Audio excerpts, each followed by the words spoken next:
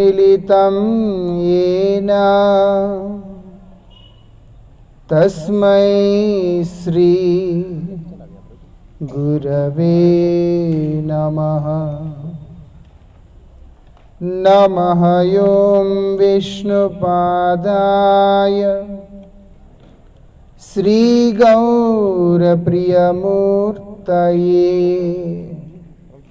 श्रीमते भक्तिवल्लभ तीर्थगोस्वामिने नमः। यतीन्द्रियनमस्तुभ्यं गौरकृष्णप्रियात्मने रूपानुगगतिज्ञाय गुरुदेवाय ते नमः। गुरुदेवाय ते नमः। पतित पावन परम करुणामय परमाराध्यतम श्रील गुरुदेव नित्य लीला प्रविष्टोम विष्णुपाद परमहंस परिव्राजकाचार्य अष्टोत्तर शतश्री श्रीमद् श्रील भक्ति वल्लभ तीर्थ गोस्वामी महाराज जी के अभय चरण में असंख्य कोटि साष्टांग दंडवत प्रणाम करते हुए उनकी अहेतु की कृपा प्रार्थना करता हूँ।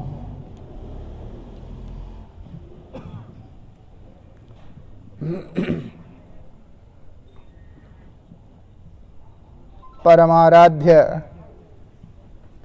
श्रील गुरुपाद पद्म की असीम कृपा से हम लोगों को यहाँ पर भगवत चर्चा करने का सौभाग्य प्राप्त हो रहा है।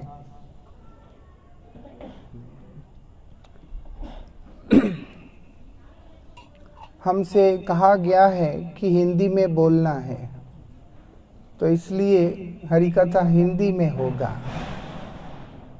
हिंदी में हो चाहे तेलुगु में हो चाहे कोई और भाषा में हो, हरिकथा की वास्तविकता में एक विशेषता है।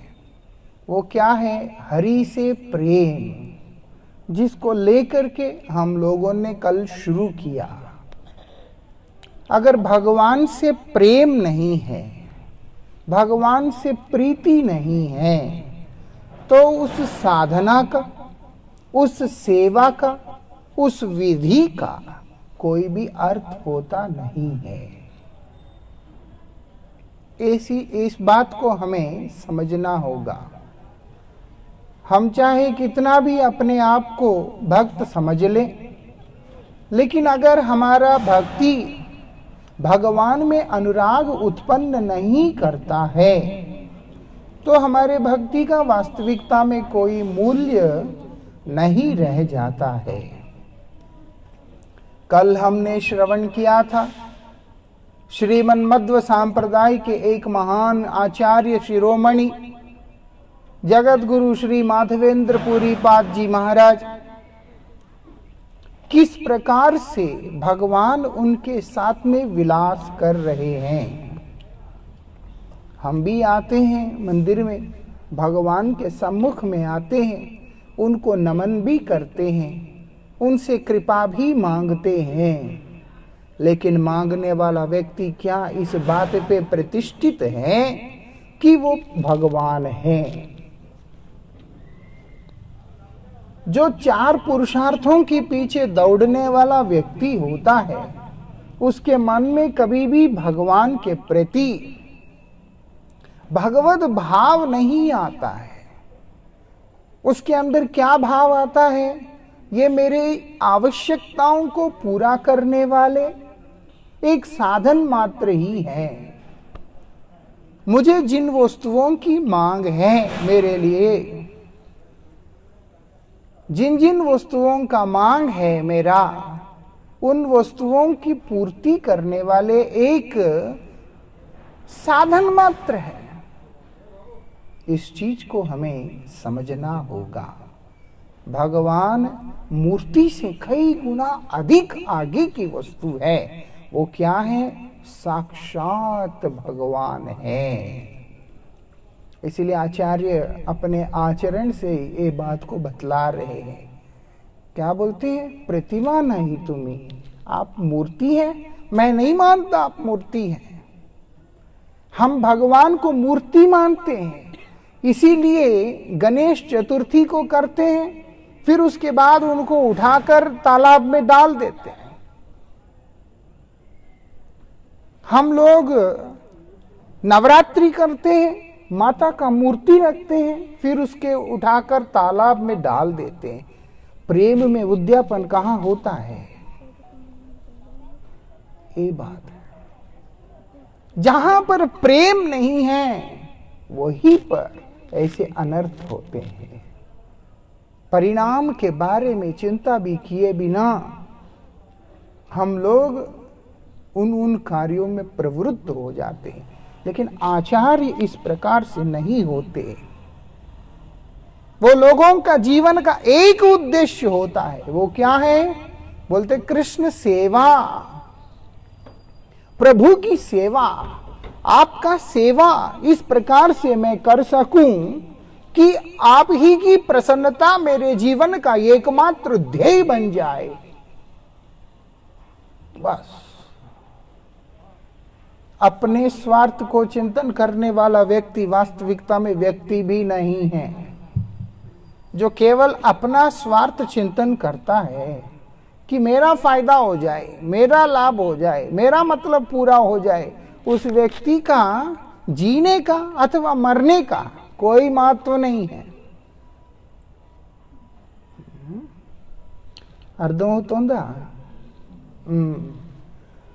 స్వార్థంతో పెరుగుతారో, స్వార్థమే ఎవరికైతే జీవిత ధ్యేయమైపోయిందో అలాంటి వాళ్ళు బ్రతికున్నా ఒకటే, చనిపోయినా ఒకటే. అర్థం లేని జీవితం అది.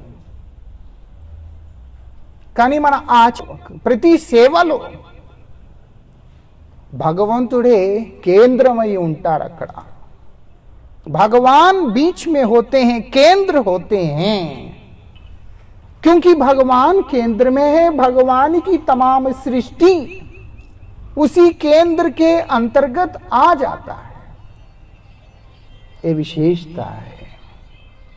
जिस प्रकार से एक वृक्ष के जड़ में जल अर्पण करने पर वो जल उस वृक्ष के थोड़ के साथ में, उस जड़ों के साथ में होते हुए उसका थोड़, और उसके बाद उसके डाली, उसके टहने, उसके पत्ते, उसके फूल, उसके फल हर एक को प्रफुल्लित कर देता है। ये बात कौन समझता है? एक अच्छा किसान समझता है। इसीलिए वो पेड़ के जड़ में पानी देता है। हम भी समझते हैं पेट में भोजन देने से ही पूरा शरीर स्वस्थ रहेगा। हम बोले हम पेट में खाना क्यों दें, काम तो शरीर करता है, तो फिर शरीर कमजोर हो जाता है। पेट में भोजन देने पर वो भोजन तमाम अंगों को प्राप्त होता है और शरीर हृष्ट पुष्ट होता है।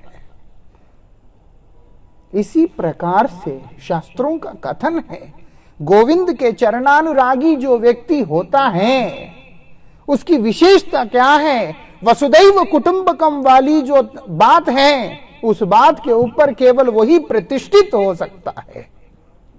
इसलिए भगवान से प्रेम करना वो हम सबका वास्तविकता में परम कर्तव्य बन जाता है। और भक्त जो होगा वो इस बात में प्रतिष्ठित होकर के अपने जीवन को व्यतीत कर रहा होता है। केवल भक्त ही ऐसे कार्य को करता है। इसीलिए भगवान भी भक्त के साथ में ही विलास करते हैं। जिसको ये विश्वास ही नहीं है कि मेरे प्रभु हैं, भगवान ने उसके साथ क्या विलास करना? तुम अगर ये मानते ही नहीं हो कि मैं हूं, तो मैं तुम्हारे आगे अपने अस्तित्व को निरूपण करने को भी जरूरी नहीं समझता हूं। समझ में आता है?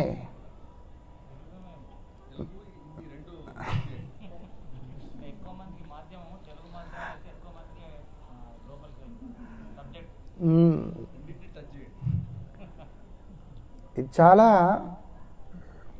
ఇంపార్టెంట్ ఇది తెలుసుకోవడం. ఎప్పుడైతే మనం భగవంతుడిని ప్రేమించలేకపోతాం, మనం ఈ సృష్టిలో దేన్ని ప్రేమించలేము. ఇంకా ఆ ప్రేమ అనే పేరుతో కలుషితమైన భావం మన హృదయంలోకి వచ్చి దాన్ని ఎప్పుడూ దూషిస్తూనే ఉంటుంది. అది మనకి అనర్థానికి కారణమైపోతుంది. అదే మనం తెలుసుకోవాలి. అందుకే భక్తులు ఎంతో తెలివిగా భగవంతుడిని ప్రేమిస్తారు. అది ఎంతో తెలివిగా ఆ బుద్ధి అనేది ఉంది కాబట్టి వాళ్ళు భగవంతుడిని ప్రేమిస్తూ ఉంటారు. ఈ సంసారంలో ఉండే వ్యక్తులు ప్రేమిస్తే ఆ ప్రేమించిన వ్యక్తి ఏ ముహూర్తాన్ని మనల్ని వదిలి వెళ్ళిపోతారన్నది ఆ వ్యక్తికి కూడా తెలియని విషయం. అది నేను నిన్ను చాలా ప్రేమిస్తున్నానయ్యా, చాలా సంతోషం, కానీ ఆ ప్రేమ ఎంతవరకు ఉంటుంది, ఎన్ని నిమిషాల వరకు ఉంటుంది, ఎంత కాలం వరకు ఉంటుంది అని చెప్పడానికి మాత్రం ఏ రకమైన ఆస్కారం అనేది లేదు. ఎందుకంటే ప్రాణం అనేది ఎప్పుడైనా పోయే అవకాశం ఉంది కాబట్టి. ఆ ప్రాణమే పోతే ఆ ప్రేమకి కానీ ఆ ప్రేమించిన వ్యక్తికి కానీ అర్థం ఏమీ ఉండదు. కానీ భగవంతుడిని ప్రేమిస్తే ఆ స్వామి అనంత బ్రహ్మాండాలకి ఆది కారణం, కారణానికి కూడా మూల కారణమైన ఆ స్వామిని కనుక మనం ప్రేమించగలిగితే ఆ తర్వాత మాత్రం ఎట్టి పరిస్థితుల్లోనూ జీవితమైనా సరే మృత్యు అయినా సరే ఏ రకమైన పరిస్థితి అయినా సరే ఎక్కడైనా సరే ఆ స్వామి ఒక్క క్షణం కూడా మనల్ని వదిలి ఉండే అవకాశమే ఉండదు. ఎందుకంటే ఆ స్వామి మనలా కాదు. జన్మ కర్మ చమే దివ్యం అని ఆ స్వామి స్వయంగా ఉద్ఘోషిస్తున్నారు. నా అవతరణ, నేను చేసే నా పనులు ఏవైతే ఉన్నాయో, నా కర్మలనేవి ఏవైతే ఉన్నాయో అవి ఎంతో దివ్యంగా ఉంటాయి అని. దివ్యమైన కర్మలతో అవతరించిన ఆ స్వామి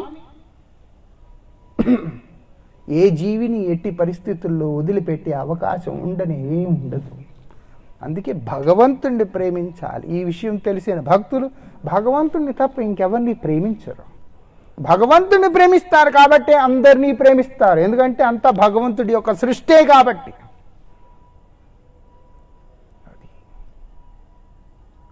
इसलिए क्या कह रहे हैं वहां पर, अगर हम माधवेंद्रपुरी पाद के बारे में श्रवण करते हैं, कल जैसे हम लोग चर्चा कर रहे थे, पूज्य महाराज श्री को भगवान स्वयं आदेश दे रहे हैं, तुम एक काम करना, वहां पर जाना उत्कल देश में, वहां से हमारे लिए मलयगिरी चंदन लेकर के आना। वो चंदन का लेप जिस समय तुम मेरे श्रीअंग के ऊपर करोगे तो मेरा तमाम प्रकार का जो ताप है उसका निवारण हो जाएगा। बोलते जो आज्ञा मेरे नाथ। भक्त वही है अपने प्रभु की आज्ञा के ऊपर किसी भी प्रकार का विचार को नहीं रखता है। మనం భగవంతుడి సేవ చేయాలి అంటే కమిటీ పెట్టుకుని, అది వినాయక చవితి అయినా సరే, నవరాత్రులైనా సరే, మందిరాలైనా సరే, మఠాలైనా సరే, ఏమైనా సరే కమిటీలు పెట్టుకుని, మీటింగులు పెట్టుకుని, ఫండ్ రేస్ చేసుకుని పిల్లల పెళ్ళిళ్ళు చేస్తాం. ఏం కమిటీ పెట్టి చేస్తాం? ఇంత సంపాదిస్తున్నావు ఎవరి కోసమయ్యా? అది శ్మశానంలో కాల్టానికి కూడా పనికిరాదు. అది నేను ఎవరిని ఆక్షేపించటం లేదు, కాకపోతే మన మనస్తత్వం ఈ రోజుల్లో ఎలా ఉందో దాని గురించి చెప్తున్నాను అంతే. ఎక్కడో చూసాను ఈరోజు, రేపు నిన్ను ఎక్కడో చూసా, ఏదో గుళ్ళో ఆ ఫ్యాన్ ఉంది, దాని మీద కూడా పేరు రాసింది. ఇప్పటికి కూడా అలాంటి రోగం ఉంది జనాలకి. మేము దానం చేశాము. అలాంటి దానం చేసే కన్నా చచ్చిపోవడం నయం అసలు చెప్పాలంటే. భగవంతుడికి మనం దానం చేసేవాళ్ళ అంత గొప్పవాళ్ళు ఎవరయ్యారు అసలు చెప్పాలంటే? ఆ స్వామి మనకు దానం చేస్తున్నాడు. మా గురుదేవులు అప్పుడప్పుడు ఉపన్యాసం చెప్తూ ఒక మాట అంటూ ఉండేవారు. పరమ పూజ్యపాద్ శ్రీల భక్తి విజ్ఞాన్ భారతీ గోస్వామి మహారాజ్ గారు ఒక మాట అంటూ ఉండేవారు. జనాలు అంటారన్నమాట, కన్ను దానం చేశారు, కిడ్నీ దానం చేశారు అని. ఎంతే దానకర్ణుడు అయితే 2 కళ్ళు దానం చేయాల్సింది, 2 కిడ్నీలు కూడా దానం చేసేయాల్సింది, మొత్తం అంతా దానం చేసేయాల్సింది. దానం ఎవరు చేశారంటే భగవంతుడు చేశాడు. అనుగ్రహించి మనకి కళ్ళు ఇచ్చాడు, కాళ్ళు ఇచ్చాడు, ముక్కు ఇచ్చాడు, అన్నీ ఇచ్చాడు. కానీ ఆయన పట్ల ఏ రకమైన కృతజ్ఞత అనే భావం లేకపోవడం ఈరోజు సమాజానికి పట్టిన ఎంతో పెద్ద దౌర్భాగ్యమని మనం తెలుసుకోవాలి. కోవిడ్ వచ్చింది, ఆక్సిజన్ కూడా ఎవరికి అందటం లేదు. మనం ప్రశాంతంగా కూర్చుని ఊపిరి పీల్చుకుంటూ ఉన్నాం. సిలిండర్ల కోసం జనాలు అక్కడికి ఇక్కడికి ఎక్కడెక్కడికో పరిగెడుతున్నారు. గాలి ఊపిరి ఆడక ఎంతోమంది ప్రాణాలు కూడా పోయాయి. కొన్ని రోజులు, నెల రోజులు ఊపిరి ఆడకపోతే సరిగ్గా అది కూడా కొంతమందికి హాహాకారం అయిపోయింది. అలాంటిది అనంత బ్రహ్మాండంలో ఉండే అనంత జీవులకి ఆ స్వామి అనుగ్రహించి వాయువుని ప్రసాదిస్తున్నారు. అలాంటి స్వామికి మనం కృతజ్ఞత అనే భావం ఏ రకంగా చెప్పుకుంటున్నామని మన గుండెల్ని మనమే చేయబెట్టి మరీ అడిగి తెలుసుకోవాలి. ఈ సమాజం చాలా దారుణంగా అయిపోయింది. చెప్తే ముక్కు మీద కోపాలు వచ్చేస్తాయి, ఎందుకంటే బుర్రలు పనిచేయవు. ఎవరి బుర్రలో ఎలాంటి ఆలోచనలు ఉన్నాయో వాళ్ళు అలాగే వెళ్ళిపోతూ ఉంటారు. అందుకే ధర్మం అనేది ఏదైతే ఉందో దాని అర్థం కూడా ఈ మధ్య నశించిపోయింది పూర్తిగా. భగవత్ సేవ కోసం భక్తుడనే వాళ్ళు మాత్రం ఎప్పటికీ ఏది ఆలోచించరు వాళ్ళు. ఎందుకంటే అంతా నీదే స్వామి, నువ్వు నన్ను ఆదేశిస్తున్నావు అంటే అది నా జన్మజన్మల సౌభాగ్యం. अनंत ब्रह्मांडों के अंदर अनंत प्रकार के जीव अनंत प्रकार से भगवान की सेवा करने के लिए तत्पर और दक्ष रहते हैं, लेकिन भगवान ने कृपा करके किसी जीव को उस सेवा के लिए चुना है तो वो उस जीव का परम सौभाग्य की बात होता है. ये तो भगवान की कृपा है. నేను ఇది చేస్తున్నా, నేను అది చేస్తున్నా, ఎవరి కోసం చేస్తున్నావే? నీ కోసం నువ్వు చేసుకుంటున్నావు, నిన్ను ఉద్ధరించుకోవడం కోసం నువ్వు చేసుకుంటున్నావు తప్ప నువ్వు చేసిన దానివల్ల నలుగురికి కలిగే లాభం అనేది ఏమీ లేదు. ఆ లాభం ఎందుకు కలుగుతోంది అంటే ఆ స్వామి ఆ రకంగా అనుగ్రహిస్తున్నాడు కాబట్టి ఆ లాభం కలుగుతోంది తప్ప లేకపోతే ఎవరికి ఏ రకమైన లాభం కలిగే అవకాశం లేదు.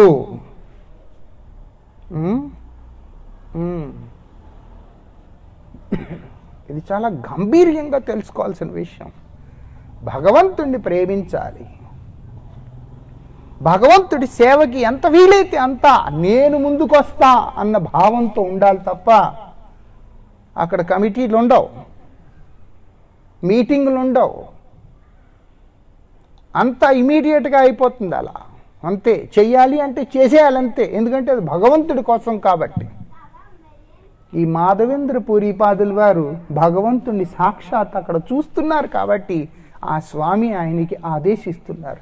ఎందుకంటే నువ్వు తప్ప నా కోసం చేయగలిగిన వాళ్ళు ఇంకా నాకు ఎవరూ కనబడటం లేదు. ఎవరయ్యా అంటే 80 సంవత్సరాలు ఉన్న వృద్ధులు. ఆయన 2000 కిలోమీటర్లు నడుచుకుంటూ వెళ్తున్నారు. ఆయన దేనికోసం? నా ప్రభు కోరికని తీర్చడమే నా జీవితం యొక్క లక్ష్యం కాబట్టి నాకు ఇంకేం అక్కర్లేదు. ఎలా ఉండగలుగుతాడు భగవంతుడు అలాంటి భక్తులను వదిలేసి? ఇంకా మనమే ఉండలేం. ఆ రకంగా ఎవరైనా అంత పిచ్చిగా గనక మనల్ని ప్రేమిస్తే మనమే ఉండలేం అలాంటి వాళ్ళని వదిలి. అలాంటిది భగవంతుడు ఎలా ఉండగలుగుతాడు? ఆయన భగవంతుడు మూర్తివంత స్వరూపం ఆ ప్రేమకి. అలాంటి ఆ ప్రభువు ఏ రకంగా ఉండగలుగుతాడు? ఉండలేడు. ఆయన ఏం చేశారు? అలా నడుచుకుంటూ వచ్చి వచ్చి వచ్చి బాలాసూర్ దగ్గరకు రావడం జరిగింది. ఒడిస్సాలో బాలాసూర్ అనే ఊళ్ళో గోపీనాథ్ స్వామి మందిరం ఒకటి ఉండేది. ఇప్పుడు కూడా ఉంది అది గోపీనాథ్ మందిరం. ఆయనకి 2-3 పేర్లు కూడా మారే తర్వాత గోపీనాథ్ అనే పేరుతో పిలవడం జరుగుతోంది.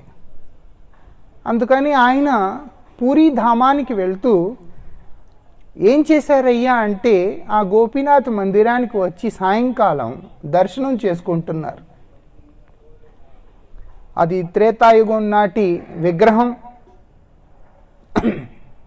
అంత దివ్యమైన స్వరూపాన్ని దర్శనం చేసుకుంటూ దాంట్లో తన్మయమై ఆ స్వామి అక్కడే ఉండిపోయారు. అలా ఉండిపోతే ఆ స్వామి పట్ల పెరిగిన ఆ ఆకర్షణ, ఆ స్వామి సేవ ఎలా జరుగుతోంది అని తెలుసుకోవాలి అన్న ఒక కోరిక ఆయన మనసులో కలిగించింది. సరే వెళ్ళి అడిగారు పూజారుల్ని, ఎలా సేవ చేస్తారు స్వామికి అని.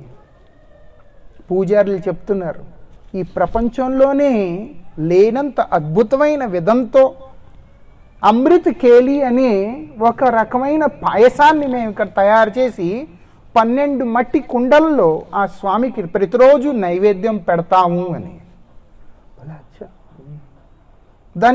దాని రుచి ఎంతో అద్భుతంగా ఉంటుంది, అలౌకికంగా ఉంటుంది. ఈ బ్రహ్మాండంలోనే అంత రుచికరమైన పాయసం ఉండే అవకాశమే లేదు అని ఎప్పుడైతే ఆ రకంగా చెప్పడం జరిగిందో ఈ స్వామి మనసులో ఒక చిన్న కోరిక వచ్చేసింది. అదేంటయ్యా అంటే, దాని రుచి ఎలా ఉంటుందో నాకు తెలిస్తే ఆ రకంగా నేను నా స్వామికి వండి పెడతాను అని. ఆ రుచి తెలిస్తే నేను కూడా అదే రకంగా తిరిగి వెళ్ళిన తర్వాత నా స్వామికి ఆ రకమైన నైవేద్యం నేను వండి పెడతాను అని. ఎంత ఉత్తమమైన భావము, మన ఊహకు కూడా అందని విషయం అది. నేను తినాలి అని కాదు, అక్కడ భావం ఏంటయ్యా అంటే నా స్వామికి పెట్టాలి అని. పెట్టాలి అంటే రుచి తెలియాలి, ఎలా ఉంటుంది, ఏమేం వాడారు అని. మనసులో ఇంత చిన్న ఆలోచన వచ్చింది. వెంటనే ఆయన మనసు కృంగిపోయింది బాధతో. ఎందుకని? నా స్వామికి పెట్టే నైవేద్యాన్ని రుచి చూడాలి అన్న దుర్భావం నా మనసులో రావడం అనేది ఎంతో దుఃఖకరమైన విషయం అని. ఎవరు ఊహించగలుగుతారు ఆ రకంగా? ఆయన కాబట్టి, భక్తులు కాబట్టి, అలాంటి ఆచార్యులు కాబట్టి అలాంటి ఉన్నతమైన ఆలోచనలతో ఉంటారు, భావాలతో ఉంటారు. సాధారణమైన వ్యక్తుల్లో అంత బుద్ధి అనేది ఉండదు. మనం ఎలా ఉంటాము అంటే, చాలా చోట్ల చూశాను నేను, ఆ బాల్టీల్లోనూ గిన్నెల్లోనూ అక్కడ వంటింట్లోంచి అలా తీసుకొచ్చేసి మందిరం ముందు అలా పెట్టేస్తారు. అలా, అరే నువ్వే బాల్టీలు తినవయ్యా, ఆ పెద్ద పెద్ద గిన్నెల్లో నువ్వే తినవు, నీకు కూడా అదో వింతలా ఉంటుంది ఎవరైనా తెచ్చి నీ ముందు బాల్టీలో పెడితే. అలాంటిది భగవంతుడి ముందు మనం పెద్ద పెద్ద బాల్టీలు ఆ గంగాళాలు తెచ్చి డైరెక్ట్గా పెట్టేస్తాం, అలా తిను. కానీ అలా కాదు. మనం ఎలా తింటాం? చక్కగా కంచంలో ఇలా ఇలా ఇలా అన్నీ పెట్టుకుని నెయ్యి వేసుకొని చక్కగా ఎంతో రుచిగా ఎంతో ప్రేమగా భోజనం చేస్తాం. కానీ స్వామికి నైవేద్యం పెట్టేసరికి, ఎందుకంటే అది మూర్తి కాబట్టి, అది స్వామే అయితే ఆ సేవ ఇంకా వేరేలా ఉంటుంది, బాగుంటుంది. భక్తులకు తెలుస్తుంది లేదా అది స్వామే అని. ఆయన ఏం చేశారు? ఇప్పుడు మనసులో ఆ భావం కలగంగానే ఆయన ఆ స్థానాన్ని వదిలి వెళ్ళిపోయారు అక్కడి నుంచి.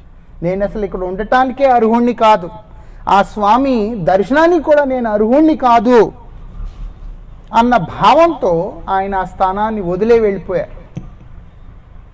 ఎక్కడికి వెళ్ళిపోయారయ్యా అంటే, అర్ధరాత్రి కాబట్టి ఆయన ఏం చేశారు అంటే, అక్కడ ఒక హాట్ అంటారు దాన్ని, ఆ మార్కెట్ ప్లేస్ అన్నమాట, అక్కడికి వెళ్ళిపోయి రాత్రిపూట ఒక మూల కూర్చుని ఉన్నారు. ఇలా కూర్చుని ఏం చేస్తున్నారయ్యా అంటే, ఎంతో బాధతో భగవంతుడి నామాన్ని జపం చేస్తూ ఉన్నారు, ఇంకేమీ లేదు. ఎందుకు బాధ అంటే, నా మనసులో ఇలాంటి తప్పు ఆలోచన వచ్చింది అన్న భావం. ఆయన అక్కడ కూర్చుని జపం చేస్తూ ఉన్నారు. భగవంతుడి వల్ల కాలే.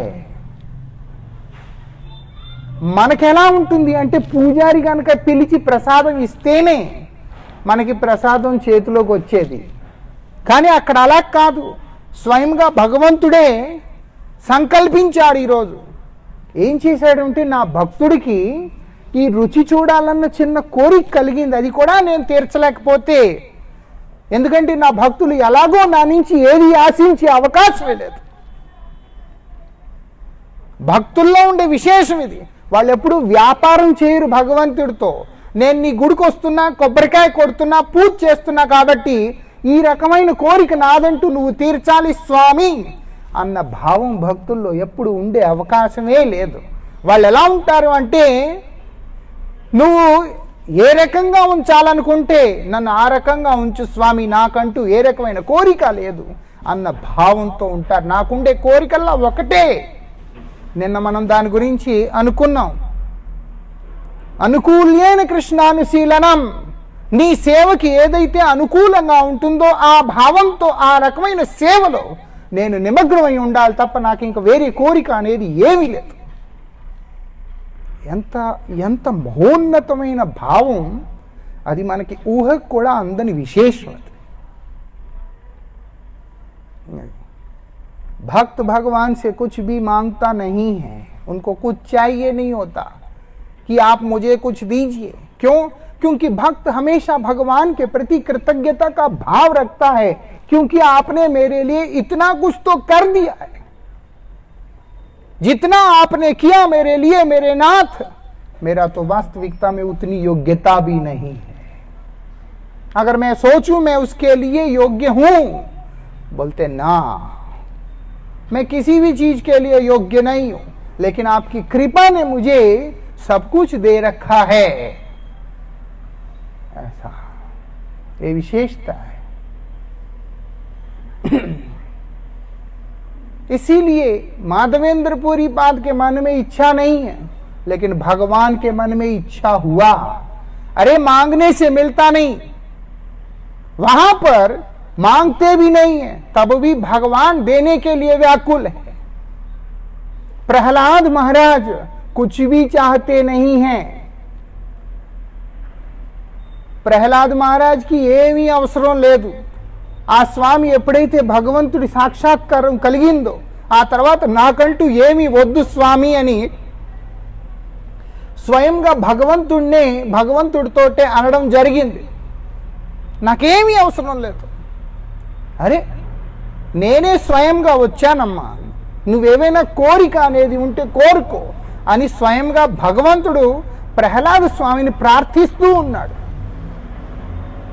నీలాంటి భక్తుడు నాకు ఎంతో ప్రేమగా ఉంది, నీ పట్ల నాకున్న అనురాగానికి నేను నీకేమైనా వరాన్ని ప్రసాదించాలి అనుకుంటున్నా, ఏమైనా కోరిక ఉంటే కోరుకో అని భగవంతుడు ప్రార్థిస్తున్నాడు. కానీ ప్రహ్లాద్ స్వామి మాత్రం నాకంటూ ఏమీ అవసరం లేదు అని ఎంతో స్పష్టంగా చెప్పేస్తున్నారు. అక్కడ భక్తులు అలా ఉంటారు. భగవంతుడు ఇవ్వాలి అని కోరుకుంటాడు, భక్తుడు మాకేం అక్కర్లేదు అంటూ ఉంటారు. ధ్రువ మహారాజ్ కూడా అంతే. మనం అడుగుతాం ఈ సంసారంలో, కోరికలు తీరకపోతే ఆరాధ్య దైవాన్ని మార్చుకుంటూ వెళ్ళిపోతాం. ఈ గుడికి వెళ్తాం, అక్కడ కోరికలు తీరకపోతే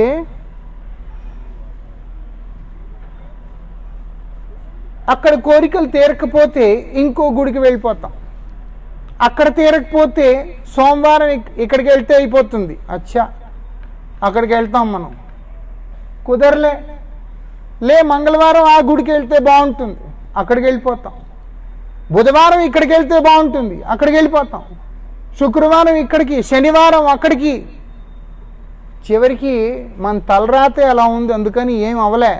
అప్పుడు నాస్తికులం అయిపోయి ఒక మూల వెళ్ళి కూర్చొని ఉంటాం, లేదంటే మతం మార్చేసుకుంటాం. అంతే, అంతకు మించి ఇంకేం ఉండదు. అది మన జీవితం. మన అంటే మీది అని కాదు, ఈ ప్రపంచంది అని అర్థం. ఈ సంసారం ఆ రకంగా నడుస్తోంది. అందులో మీరు ఉన్నారు, నేను ఉన్నాను, ఇక్కడికి రాని వాళ్ళు కూడా ఉన్నారు, అందరూ ఉన్నారు. ఈ సంసారం అంతా ఇలాగే ఉంది.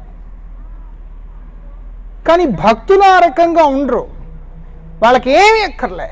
అందుకే భగవంతుడు ఉండలేకపోతూ ఉంటాడు.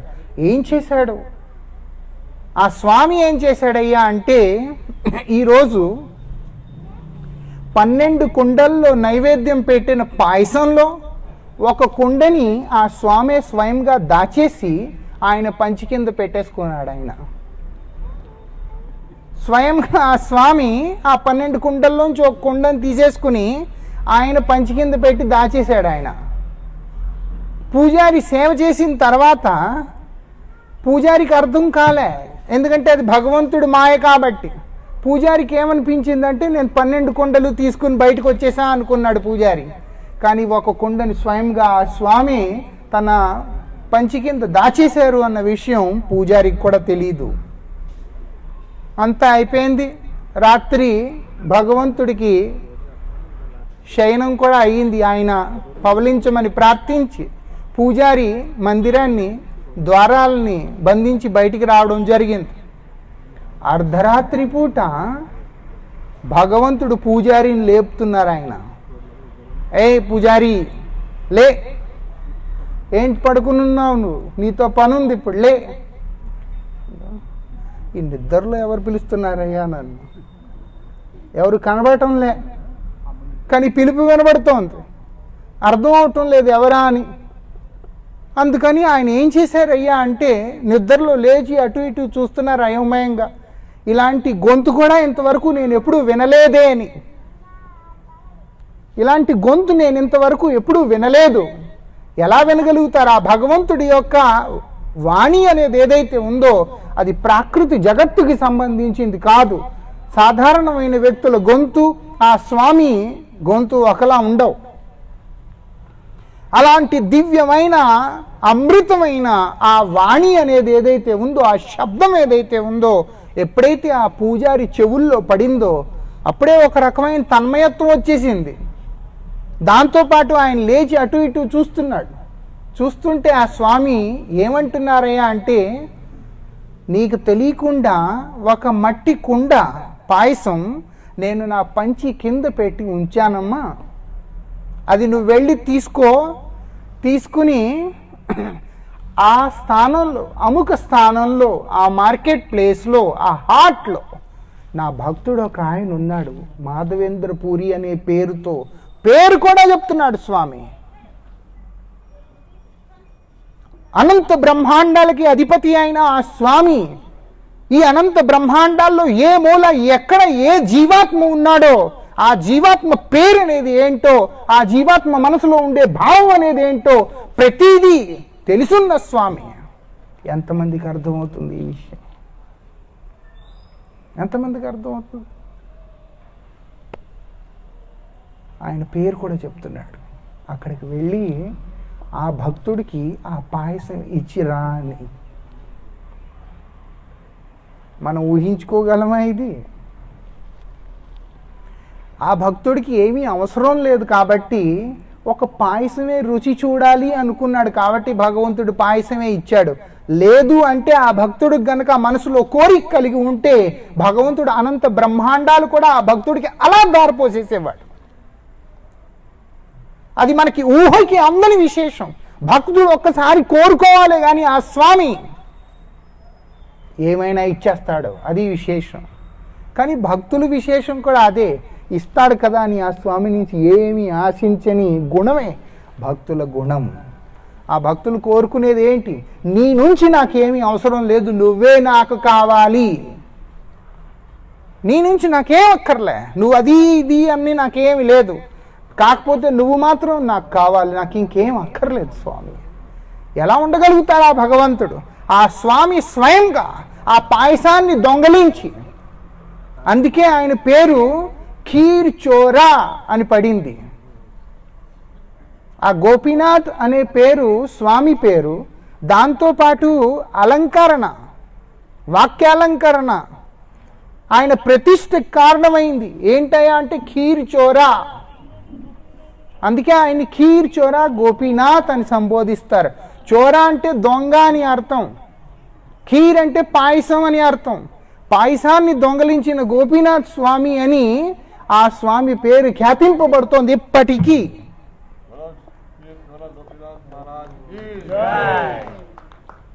ఇప్పటికీ అదే పేరుతో ఆ స్వామి ప్రసిద్ధి పొందిన విగ్రహం అక్కడ ఉంది. అరే, దొంగ అనే పదం వినటానికి ఏం బాగుంటుందయా? లేదు, నా భక్తుల కోసం దొంగ అవ్వటానికి కూడా నాకెంతో ఆనందంగా ఉంటుంది అని ఆ స్వామి మాత్రమే ఉద్ఘోషిస్తున్న వాక్యం అది. చాలామంది మనసులో ఉంటుంది కృష్ణుడు వెన్నను దొంగలించాడు అని. వెన్నను దొంగలించాడు, అక్కడ ఇక్కడ పెరుగులు దొంగలించాడని, పాలు దొంగలించాడని ఏవేవో అంటూ ఉంటారు జనాలు. వేరే విషయాలు మనం వదిలేద్దాం, ఎవరికి అర్థం కానివి అవి. భగవంతుడు ఏమంటున్నాడంటే స్వయంగా భగవద్గీతలో, అవజానంతి మామూఢా మనుషీం తనుమాశ్రిత. మూఢులు ఎవరైతే ఉన్నారో వాళ్ళకి ఎలాగో నేను అర్థమవును. ఆ స్వామి అది దొంగతనం చేశాడు, ఇది దొంగతనం చేశాడు అని మనసులో చాలా రకాల ఆలోచనలు ఉంటాయి జనాలకి. కానీ మనం దాన్ని చాలా చక్కగా, చాలా దాన్ని ఒక రకంగా పరిశీలిస్తే తెలిసేది ఏంటయ్యా అంటే, అది వాస్తవికంగా ఆ దొంగతనానికి వెనకాతలో ఉన్న అభిప్రాయం ఏంటి అంటే, ఆ భక్తుల పట్ల ఆ స్వామికి ఉన్న ప్రగాఢమైన ప్రేమ తప్ప ఇంక ఏమీ లేదు అని. ఎందుకని ఆ గోకుల్లో, ఆ నంద గోకులంలో ఎంతమంది అయితే ఉన్నారో వ్రజవాసీలు, టైంకే అవ్వా, ఆ నంద గోకులంలో ఎవరైతే ఉన్నారో వ్రజవాసీలు ఎవరైతే ఉన్నారో వాళ్ళందరి మనసులో ఒక కోరిక అనేది ఉండేది. ఆ కోరిక ఏంటయ్యా అంటే, భగవంతుడు మా ఇంటికి వచ్చి ఎప్పుడైనా మేము చేసే ఆ వెన్నని కానీ, ఆ పాలని కానీ, ఆ పెరుగుని కానీ స్వీకరిస్తాడా అన్న ఒక కోరిక. ఎందుకు నంద మహారాజు గారి గోకులంలో 9 లక్షల ఆవులు ఉన్నాయి. 1 కాదు 2 కాదు, గోకుల్ మహావన్లో భగవంతుడి యొక్క గోకులంలో 9 లక్షల ఆవులు అక్కడ ఉన్నాయి. దానివల్ల అన్నిటికన్నా ఉత్తమమైన జాతితో ఉన్న ఆవులు ఏవైతే ఉన్నాయో వాటి పాలతో చేసిన ఎంతో చక్కటి వెన్న, ఆ పెరుగుతో చేసిన వెన్న, నెయ్యి, ఇవే యశోద తల్లి కృష్ణుడికి పెడుతూ ఉంటుంది. ఇంత ఉత్తమమైన పెరుగు, ఇంత ఉత్తమమైన పాలు, ఇంత ఉత్తమమైన వెన్న, నెయ్యి ఇవన్నీ సేవించిన తర్వాత మా ఇంట్లో ఉండే చిక్కిపోయిన ఆవులు, ఆ తర్వాత 2-3 ఆవులు ఉంటాయి, అంతకు మించి ఇంకేమీ లేదు. అలాంటి ఆవుల పాలు కానీ, ఆ వెన్న కానీ, ఆ పుల్లటి పెరుగు కానీ ఆ స్వామి ఎలా సేవిస్తాడు? అందుకని ఆ స్వామికి అది అర్పించాలి అన్న కోరిక ఉన్నా సరే మనసులో ఒక రకమైన బాధ. అరే మేము పేదవాళ్ళం, మేము ఎలా ఆ స్వామికి అర్పించగలుగుతాం? అంతేకాకుండా ఎంతో మధురాతి మధురమైన ఆ స్వామి యొక్క అధరాలు ఏవైతే ఉన్నాయో, పెదాలు ఏవైతే ఉన్నాయో అవన్నీ పులుపెక్కిపోతాయి అన్న ఒక బాధ. అందుకే వాళ్ళకి మనసులో కోరిక ఉంది, కానీ వాళ్ళు ముందుకు రాలేకపోతున్నారు.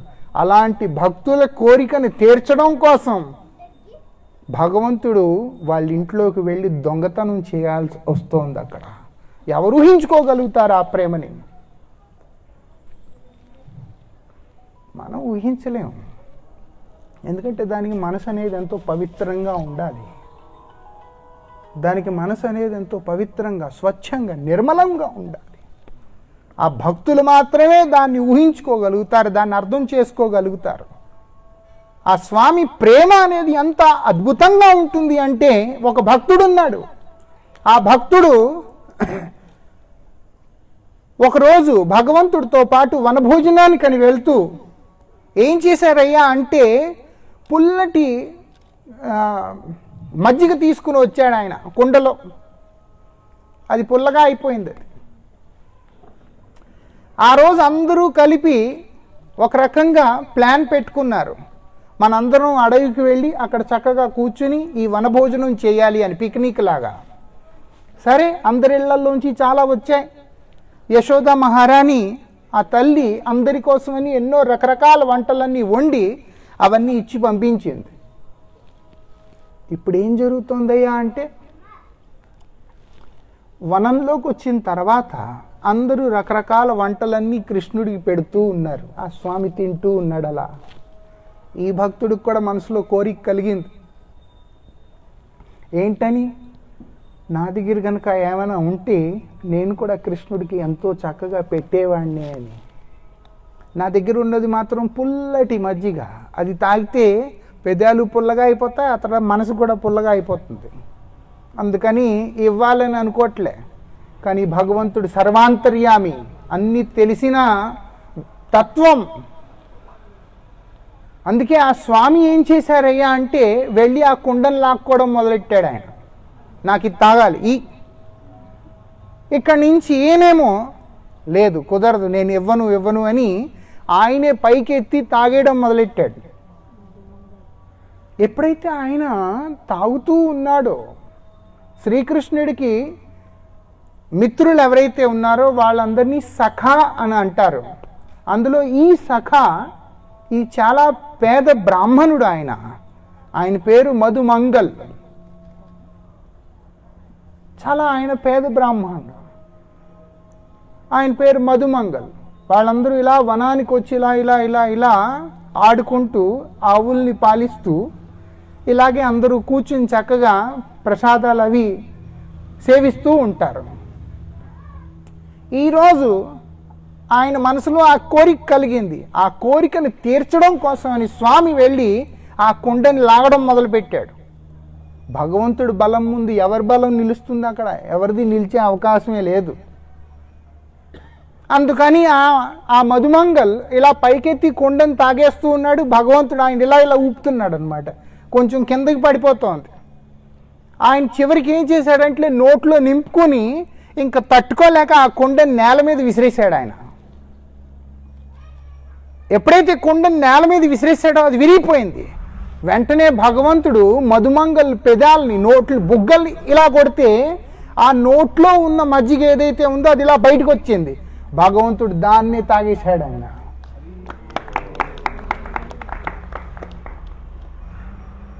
దాన్నే తాగేశాడు. ఆయన భక్తుడు కోసం ఏమైనా చేసేస్తాడు. అది భగవంతుడు అంటే. దొంగతనం ఒక లెక్క. దొంగ అని పిలిస్తే కూడా ఆ స్వామికి ఎంతో ఆనందంగా ఉంటుంది. ఎందుకయ్యా అంటే నేను నా భక్తుడి కోసం చేశాను కాబట్టి. అలాంటి భక్తులు అవ్వాలి. అలాంటి భక్తుల వెనకాతల మనం వెళ్ళాలి. ఆ భక్తి మార్గంలో భగవంతుడిని ఆరాధించాలి. అప్పుడే మన జన్మకి సార్థకత అనేది ఉంది. అంతే తప్ప లేదు అంటే ఈ జన్మకి ఒక విలువ, అర్థం, పరమార్థం ఏమీ ఉంది. ధర్మార్థ కామ మోక్షాల వెనకతలు ఎన్ని జన్మల నుంచి పరిగెడుతూ ఉంటాం. ఆ మోక్షాన్ని ప్రసాదించే ఆ ముకుంద స్వామి ఆయన పట్ల ప్రేమ గనక లేకపోతే జీవితానికి ఏ అర్థము లేదు. ముక్తిం కుత్సితం కరోతి ప్రేమానంద సైవ దదాతి ఇతి ముకుంద. మోక్షం అనేది ఏదైతే ఉందో అది ఆ స్వామి పాదాల దగ్గరికి రాగానే తుచ్చంగా అయిపోతుంది అది. అందుకే శ్రీమద్ భాగవతం ఎవరైతే ఉపన్యాసాలు వింటూ ఉంటారో ఆ శ్రీమద్ భాగవతం యొక్క 2వ శ్లోకంలోనే చాలా స్పష్టంగా చెప్పబడింది. ఏంటయ్యా అంటే ధర్మార్థ కామ మోక్షాలని ఎవరైతే తుచ్చంగా భావించి ఒక మూలకి విసిరేసి ముందుకు వస్తారో వాళ్ళ లోపల ఉన్న ఈర్ష్యా భావం ఏదైతే ఉందో వాటన్నిటిని వదిలేసి ఎవరైతే ముందుకు వస్తారో అలాంటి వాళ్ళే ఆ విశుద్ధమైన భగవత్ ప్రేమ అనేది ఏదైతే ఉందో దాన్ని అర్థం చేసుకోవడానికి ఉపయుక్తులవుతారు అని భాగవతంలో ఉద్ఘోషించడం జరుగుతోంది. భక్తి అనేది ఎలా ఉండాలి? భక్తి అనేది ప్రాథమిక అవస్థ ఎలా ఉంటుందయ్యా అంటే మన ఆచార్యులు, మన శాస్త్రాలు ఉద్ఘోషిస్తున్నాయి. సర్వోపాధి వినిర్ముక్తం. అన్ని రకాల ఉపాధుల నుంచి వినిర్ముక్తులైపోవాలి మొట్టమొదటే. అది మనం ఉపాధులు మందిరాల్లోకి వచ్చి ఉపాధులు పెట్టుకుంటే ఇంక ముందుకేం వెళ్తాం? మనం అందరం సేవకులమే అన్న భావం ఎప్పుడైతే మనలో ఉంటుందో ఆ స్వామిని నేను ప్రేమించాలి, ఆ స్వామిని నేను ఆరాధించాలి, ఆ స్వామి సేవే నా జీవితం యొక్క ధ్యేయం, లక్ష్యం అన్న భావంతో ఎవరైతే ముందుకెళ్తారో అలాంటి వాళ్ళే ఈ జగత్తుని ఉద్ధరించడానికి కానీ ఈ జగత్తుని ముందుకు తీసుకెళ్ళడానికి కానీ ఆ స్వామి కృప వల్ల, అనుగ్రహం వల్ల అర్హులవుతారు తప్ప ఇంకెవరి వల్ల ఇది సాధ్యపడే అవకాశం లేదు. భగవంతుడి ప్రేమ అనేది ఏదైతే ఉందో అదే పంచమ పురుషార్థం. ఆ ప్రేమ ఎలాంటిది అంటే ఏమైనా ఆ స్వామి ద్వారా చేయించగలిగే సామర్థ్యం ఆ ప్రేమకు మాత్రమే ఉంది. దీనికి సంబంధించింది మనం రేపు మళ్ళీ ఇక్కడే సమయానికి చెప్పుకుందాం. ఇప్పుడు హరినామ సంకీర్తనం. హరే కృష్ణ.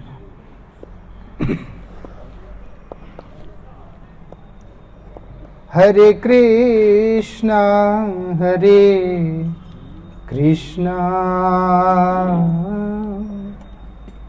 कृष्णा कृष्णा हरे हरे, हरे राम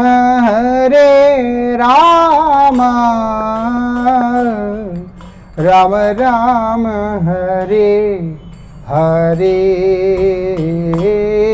हरे कृष्णा हरे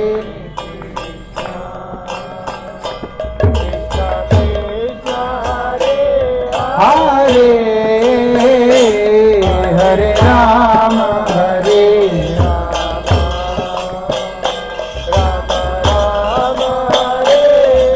सब बोलिएगा। हरे कृष्णा कृष्णा कृष्णा हरे हरे, हरे राम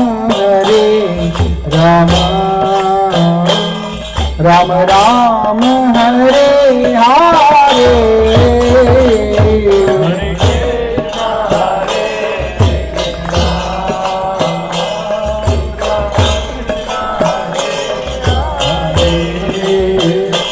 हरे राम हरे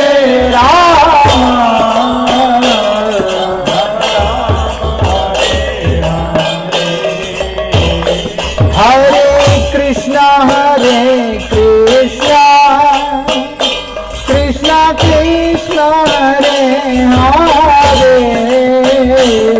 हरे राम राम राम हरे हरे,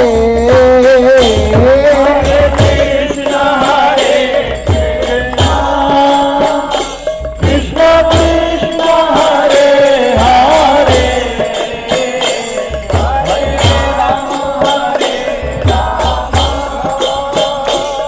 राम राम हरे हरे, हरे कृष्णा कृष्णा कृष्णा हरे हरे, हरे राम राम राम हरे हरे,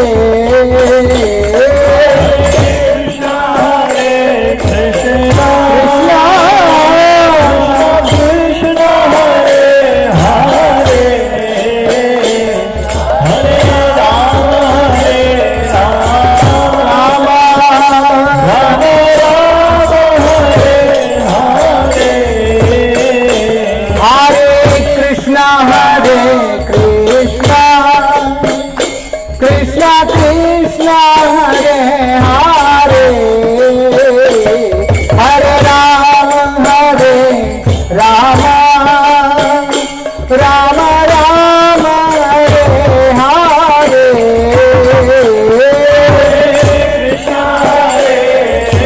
कृष्णा कृष्णा हरे हरे, हरे राम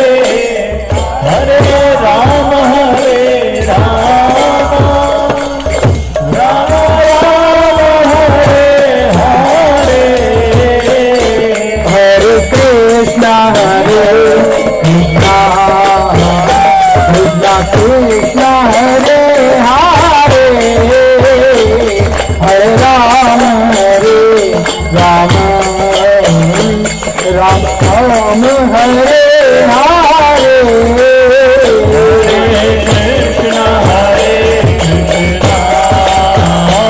कृष्णा कृष्णा हरे हरे, हरे राम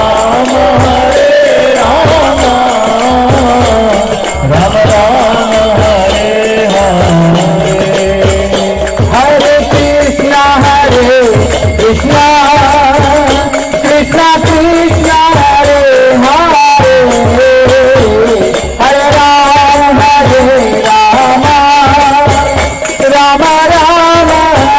राम हरे हरे, कृष्णा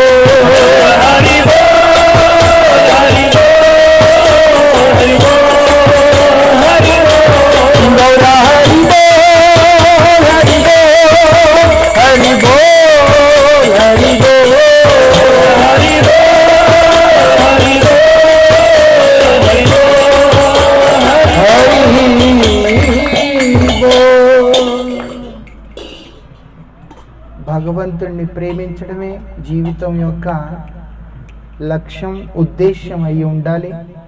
ఈ సంసారంలో మనం ఎవరిని ప్రేమించినా, ఎంత ప్రేమించినా సరే చివరికి వాళ్ళు మనల్ని తీసుకెళ్ళేది, మనల్ని పెట్టేది శ్మశానంలో తప్ప ఇంకెక్కడ కాదు అని మనందరం తెలుసుకోవాలి. మనం ఇక్కడి నుంచి వెళ్ళిపోయిన తర్వాత కూడా ఎల్లకాలం మనతో పాటు ఉంటూ, మనల్ని అనుగ్రహిస్తూ, మనల్ని ప్రేమిస్తూ, ఆదరిస్తూ, అభిమానిస్తూ, మన కోసం ఏమైనా చేయగలిగేది భగవంతుడు తప్ప ఇంక ఎవరు కాదు అన్న విషయం మనందరం తెలుసుకోవాలి. అది అందరూ తెలుసుకోవాలన్న ఉద్దేశంతో మేము ఇక్కడికి రావడం జరిగింది. హరే కృష్ణ.